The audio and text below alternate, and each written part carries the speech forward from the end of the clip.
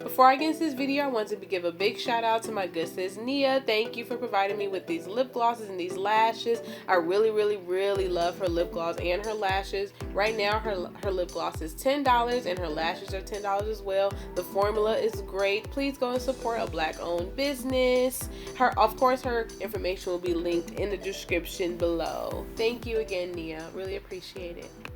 Love you. What's up, YouTube? Just finished filming my Shein haul, my activewear. I'm gonna be posting that really soon, but I decided to do a story time video for you guys. So I'm sure you all already read the title. I don't know why I always start off with that. I wanted to tell a story on something that has recently happened to me. For starters, I just want to say that I'm not making this video because I'm bitter or I want to expose anybody. I'm just making it because I just know there's people out there that have been through the same thing as me, and I just wanted to tell my story and I want to give you all some advice, and that's really the only reason why I made this video. But let's go ahead and get into the story. The story of when my ex-boyfriend cheated on me and I burnt his clothes and sold his stuff.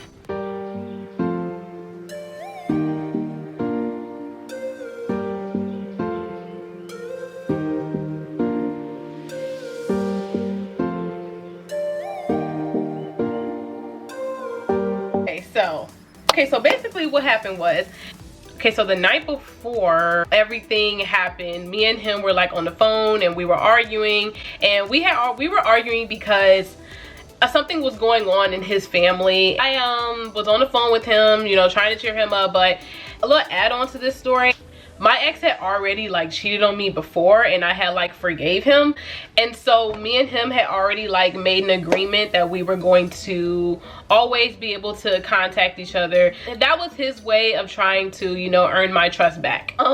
So we were on the phone, and when he had to go home, he wasn't answering his phone, my messages weren't delivering, and I was just really, you know, confused, and I wanted to know why. And I guess when we were arguing on the phone,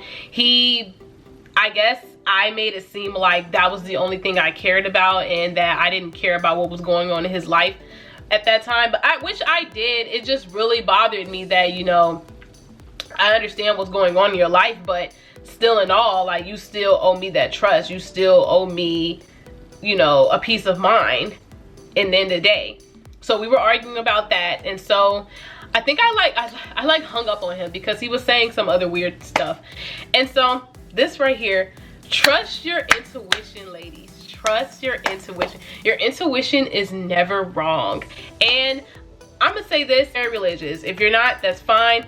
But I believe that if you want something to happen, then you ask God for it and he will give it to you. He will give it to you. And the thing about asking him for stuff is just that when he gives it to you, he gives it to you in the way that he wants to give it to you. You don't get to decide. So anyway, that night after I hung up on him, I'm not gonna lie, like, I cried my eyes out because I just really was confused on why I wasn't able to give him my trust. And it had been like a year and a half later after he had cheated on me the first time. And so I just sat there in the dark and I looked up and I asked God, you know, just give me a sign. Just give me a sign and let me know if this man is supposed to be for me. This boy is supposed to be for me. And I just cried. Like, I just said, I don't care what it is, just give it to me. It was raining hard that night too, and I don't know, I think after I prayed really hard, I just cried myself to sleep, right? During the conversation, before I hung up on him, I told him that, you know, I need to think things over. I need to think about what I want in our relationship because I don't know right now. And he was upset. I think he like cried. I don't really remember. I think he cried. I don't know, like when I woke up the next day before I went to work, I don't know, like something told me like, okay, I'm gonna give him another chance. Like, you know, the dummy. I'm like, let me give him another chance. You know, maybe something was going on and he couldn't get to his phone. So maybe I'm just overreacting and blah, blah, blah. So I sent him this long text message about how, you know, I'm willing to work things out. And I think that, you know, we should continue on with the relationship because, you know, I think that we've grown so much and blah blah, right? Long message.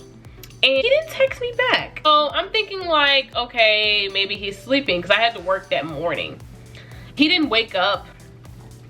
He didn't wake up until like probably 2. Normally he doesn't wake up until like 1 or 2. And so when I text him that, I think I sent him that text at like 8 in the morning. I didn't expect for him to respond, but then it going on to like 12, and he still hadn't texted me back yet. So I was supposed to get off work at like 3, and so I ended up getting off work at 2 because we were really slow that day. And this is where the intuition that I want you all to hear about. Your intuition is never wrong. Never wrong. Never wrong. Trust your intuition. Do not ignore it. Because that day I was at work and I was just like, I'm going to just show up at his house. Mind you, I'm not the pop-up type. I'm not the type to just be popping up out of nowhere. I'm not the type to just be popping up at your job when I need answers to something. I'm not the type. Like I will wait. This particular day, I decided to pop up, right? I decided to pop up, and I get to his house. His house is probably like, it was probably 10-15 minutes away from my job. So I get to his house, right? And I get to his house and I see his car. So I'm like, he's home, okay. So I'm thinking maybe he's still sleeping, you know, or maybe he's playing the game. He hasn't seen my text yet, you know, whatever, right? And so I walk up the stairs and I get to the door. Now, this is the thing that confused me. I rang the doorbell and no one came to the door. No one came to the door. So I'm just standing there waiting. I think I called him too, but I don't think he answered. I don't even remember. I don't know if I called him or not. So I look at the ground and I see this little crack in the door, right? And so it looked like the door was open. So I'm like, okay, why is the door open? Like, okay. So, of course, I open the door. I go into his apartment, and there's no one in the living room. So I'm like, okay, he's not playing the game. So mind you, I'm still thinking he's asleep. I walk up to his door. You know what? I was like trying to surprise him. I don't know. I don't know what I was thinking. So I walk up to the door and, oh my God. I walk up to the door, and before I knock, I hear this voice, and it sounds like a female, right? And so I'm like, no. It's the TV. It's gotta be the TV. It's gotta be TV, right? And so I'm still oblivious at this point. Like, it's the TV. And I'm still standing there. And so I hear him talking. I'm like, who is he talking to? Like, I know he can't be on the phone because I just called him and he didn't answer. So I hear him respond and I immediately open the door. Like, I open the door, and when I saw, like, I see him laying in the bed with this girl.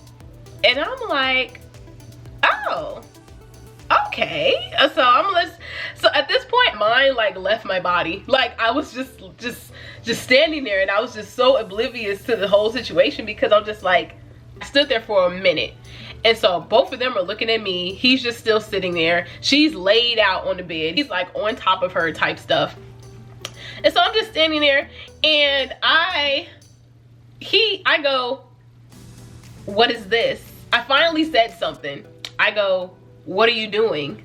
At this point, like, my voice is all cracking and stuff too because I couldn't believe it. Like, me and him would have made like 3 years and 2 more months. So I'm just like, what's going on? Like, what? Like, I'm just so like in shock. And so, this got the nerves to tell me, what are you doing in my house? You don't live here. What makes you think that you could just come in my room? You got the absolute nerve to tell me that why I'm in your room, why I'm in your house? Like, what? So I go, you left the door unlocked. So what are you talking about? And so the girl, she's still just sitting there, whatever. I want to describe this girl so bad, but I'm not even gonna go there. He gets up finally, And he takes me in the living room and he goes, I just don't think we're right. I don't think we're right for each other. And I'm looking like, wow, okay. Now what I should have said was, yo, you're not right for me. I'm too much for you. So, but I didn't. I'm just still sitting there. I'm still like in shock. I'm just like, wow, this is really happening to me. So I'm like, where did you meet her? Like, I'm with him all the time. Like, he doesn't do anything. All he does is go to work and play the game. He doesn't do anything, literally nothing. So I'm like, where did you find the time to even meet anybody? So I asked him and he goes, now mind you, the door is still wide open, so the little girl, she can still hear us talking. And he goes, I met her through other people. And I'm like, met her through other people? How? Met her where? Who? What other people? Like, mind you, he doesn't go anywhere. He doesn't do anything. So I'm like, what other people? What are you talking about? And so I'm like, okay, all right. So I get up off the couch and I go in the room, and you might have thought that I was gonna go fight her, but I'm like, I'm not about to fight this little girl. Like, you know, I tell her what type of person he is, everything that I've been through. I told her another piece of information, just like, if that's the type of person you want to be with, go right ahead. I'm like, he's all yours, love. So I guess my ex, I didn't even realize that he came in the room because I guess I was getting too close to her. And at this point, she's still sitting on the bed. She hasn't gotten up. She's still sitting there. And she got like her hands over her mouth or something like that. And I'm just like, I'm still talking.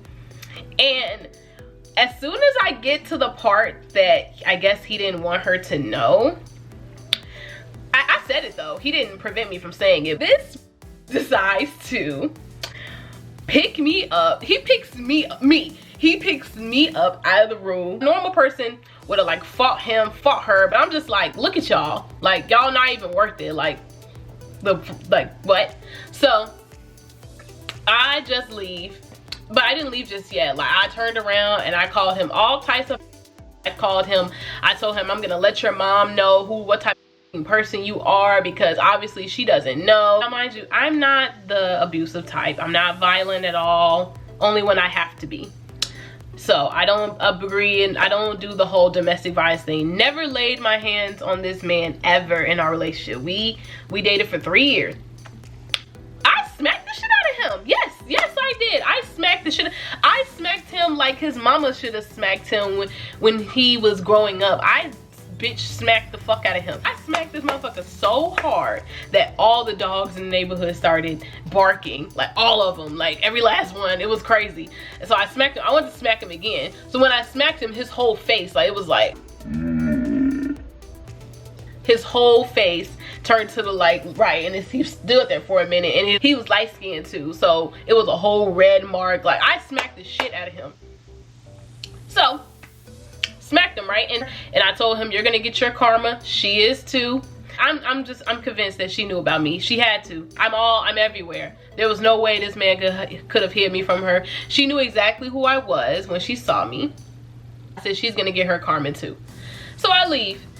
And so right when I was about to go, you know, let his mom know what type of person he is and everything and that and the third, I thought me and his mom had a really nice relationship. But I go on social media and the woman done blocked me on everything, and I'm just like, wow, the apple don't fall too far from the tree, I guess. So I got on social media, and you know, after 3 years of us dating, it's been like 5 months now. I'm not even counting because I don't even remember. I don't even remember really. But he has not said anything to me since. Nothing. Blocked me on everything. Blocked me on everything known to man. Blocked me.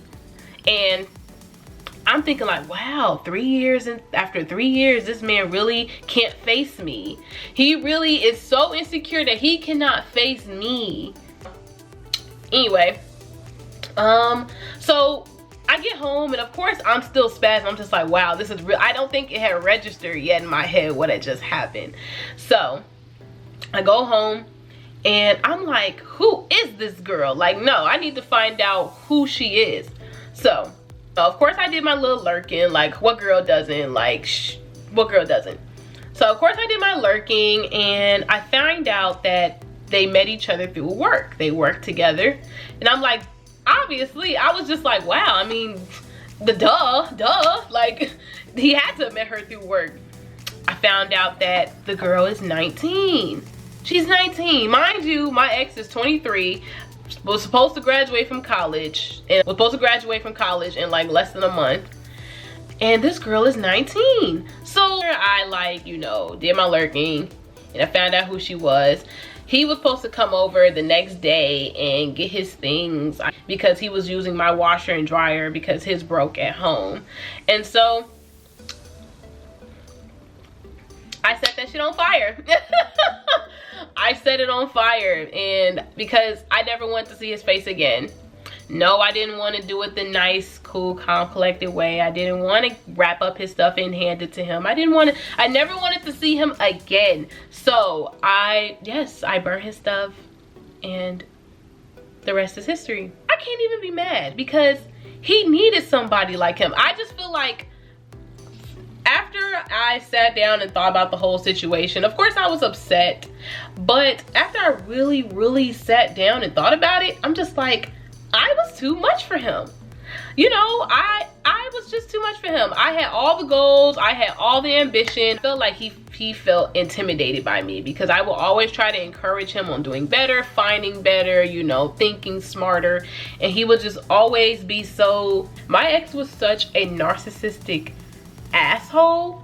Like, he was very insecure, and it made sense why he needed someone younger. It made sense.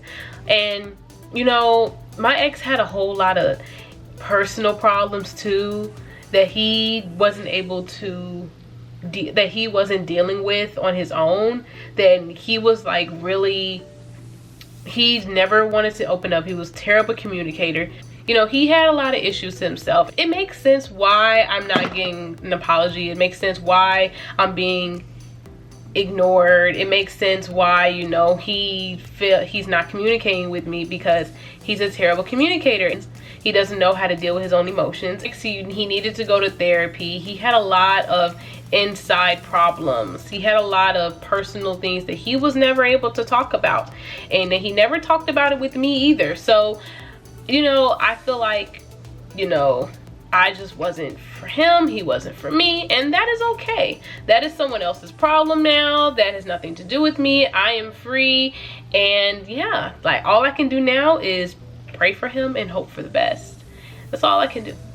That's all I can do. Moral of the story, I mean, it is what it is. Like, you know, we live to learn, and you know, everyone gets their karma in the end of the day. And I mean, for her, I guess, you know, what goes around comes around. Everybody gets their karma. Karma misses nobody. And listen to your intuition. I feel like I got that feeling to go to his job, go to his house after I got off work for a reason. I felt like that whole situation happened because I asked God the night before to give me a sign. Like, if you ask God for something, he's going to give it to you. He might give it to you in a way that you didn't think he would, but he gonna give it to you. Don't worry, he will. Comes around. You know, ladies, don't take these cheaters back. If they cheat once, they gonna do it again. You know, I tried to give him the benefit of the doubt because he really proved to me that he was, you know, he was gonna change. And you know, he never changed. He was always stayed the same. So don't be taking these cheaters back. Just, you know, life goes on, and it will. We're young, life goes on. So that'll be the end of this story. Make sure you all subscribe, like, and comment under this.